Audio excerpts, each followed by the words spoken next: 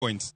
Jang'wen owito ngimagi e kinde ma joma moko 8 to noyudo hinyruok bang' ot mumore kuomgi e kar dak ma Pangani, buore Nairobi. Masirano otimore gorofa mar Bajun Tower bang' pasia mar geng'o jotich mane gero odno lwar kaluwore gi tur mar yiende manosiro pasia makamano. Kaluwore gi masirano, jogedo mag udi koro ijiwo mondo ne ni girito ngima jolwedo mage to moloyo e kar dak ma Isli kachiel gi Pangani e kinde ma gitiyo kod yiende kar chumbe e siro pasia mag gedo.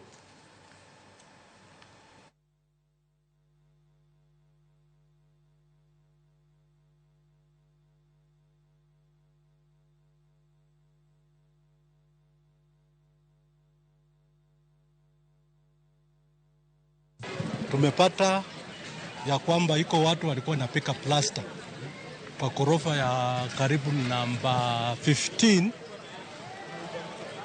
na zile miti ambayo zinawekelewa wanasimama wakichenga ndio zilifunjika, na ndipo hao watu wakaporomoka pamoja na hizo miti.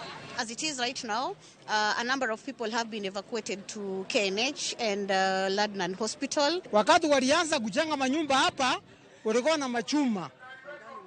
Siku hizi wameanza kuweka miti, ukiangalia na mabati ni kitu ovyo kabisa, mtu anaanguka na anaenda kabisa. Wale National Construction Authority wangekuja waangalie ngazi zile zinatumika katika hii nyumba. Hii mkasa ikendeka na watu wengi wangekufa na watu wale wako kwa mahospitali hawangeweza kuumia.